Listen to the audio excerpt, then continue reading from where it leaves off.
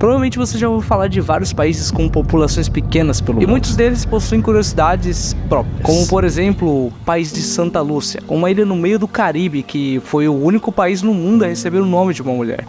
Ou na Micronésia, mais especificamente na ilha de Iap, que os habitantes usam pedras conhecidas como pedras Rai como forma de moeda durante séculos. Algumas dessas pedras podem ter dimensões maiores que carros. Fica a observação, se vocês quiserem um vídeo falando sobre essa ilha, escreve aí que no próximo vídeo do Como Eu Explico o Mundo em A Gente Faz.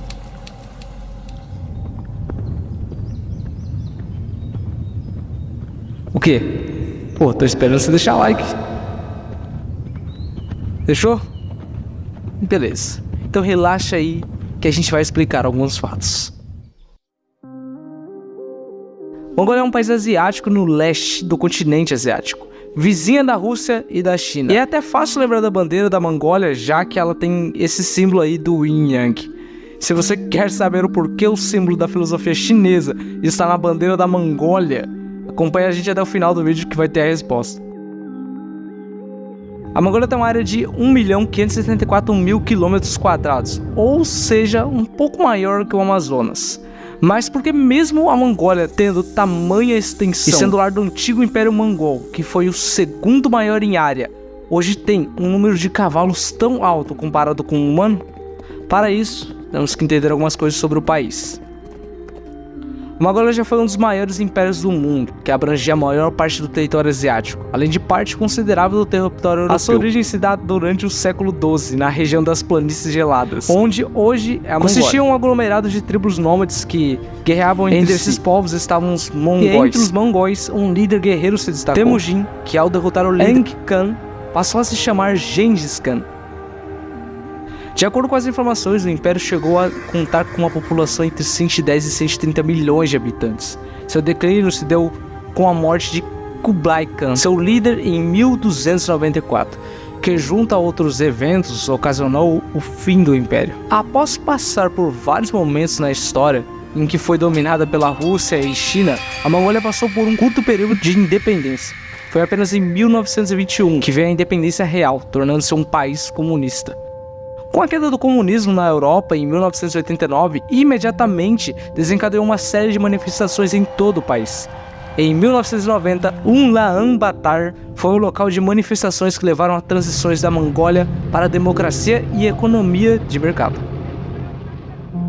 Infelizmente, para quem teve o segundo maior império em área, hoje a Mongólia tem como seu principal problema os índices de pobreza e a falta de acesso à infraestrutura básica para uma parcela da população. A Mongólia possui justamente um extenso território e um pequeno número absoluto de habitantes. A maior parte da população do país está localizada na região da sua capital, Ulaanbaatar, que possui quase 1,5 milhões de habitantes. Já o restante da população está distribuída de forma dispersa pelo interior. A formação de pequenas tribos nômades ainda é um hábito no interior do país. A maior parte do território da Mongólia é composta por planaltos com cadeias montanhosas no norte e no oeste. O deserto de Gobi cobre uma ampla extensão do sul ao leste, enquanto o resto do país é coberto por estepes com vegetação rasteira e herbácea. O clima é temperado, continental e muito áspero, quase subpolar, com verões geralmente amenos e invernos longos e gelados. A temperatura média anual da capital, Ulaanbaatar, é de menos 5 graus. Sendo desta forma a capital mais fria do mundo. Janeiro é o mês mais frio da capital, com temperatura média de menos 25 graus. E o mês mais quente é julho, com temperatura média aí entre 14 graus.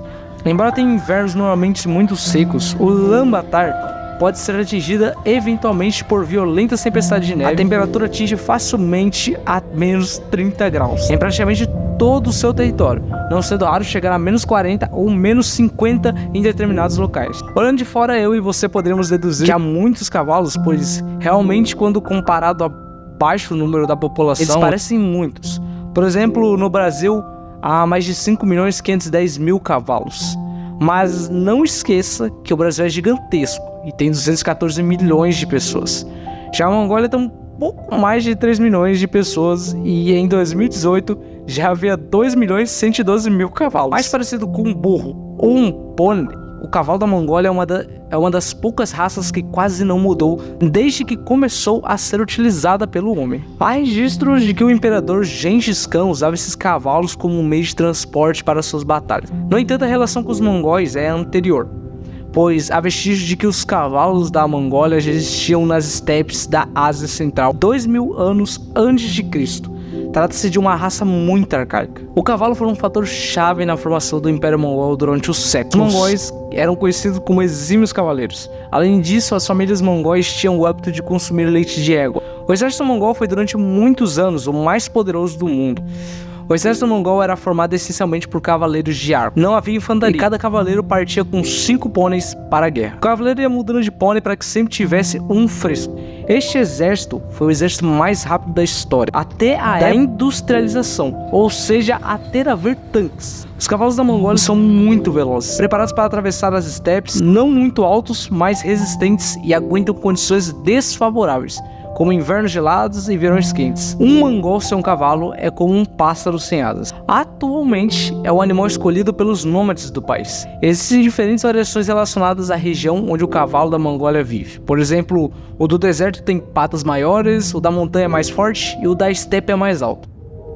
Apesar desse cavalo robusto e da história, eles não escaparam da mão humana. Graças à expansão populacional, a caça e a destruição de habitats, como normalmente acontece, no final da década de 1960, a espécie era considerada extinta na natureza pela maioria das autoridades. Isso se não tivesse zoológicos que tivessem capturado e exibido as espécies. Mesmo os zoológicos, eles não foram domesticados. Não estando em seu habitat natural, poderia ter ocorrido uma extinção permanente desse animal. Poderíamos estar nos perguntando como a Mongólia extinguiu uma espécie que foi tão importante na sua história. Se em 2019, de acordo com o portal Cavalos, ainda havia 2.112.000 cavalos, hoje é um pouco mais de 4 milhões, comparado com os 3.350.000 habitantes. Bom, agora, por que da Mongólia tem esse símbolo na bandeira? Este une diferentes formas geométricas que fazem referência ao fogo, sol, lua, terra, água e ao símbolo do Yin e Yang. Dessa maneira, os antigos mongóis os utilizavam para espalhar a sabedoria,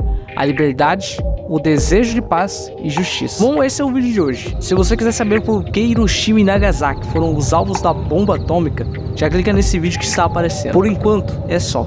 Esse é o vídeo e a gente se vê na próxima.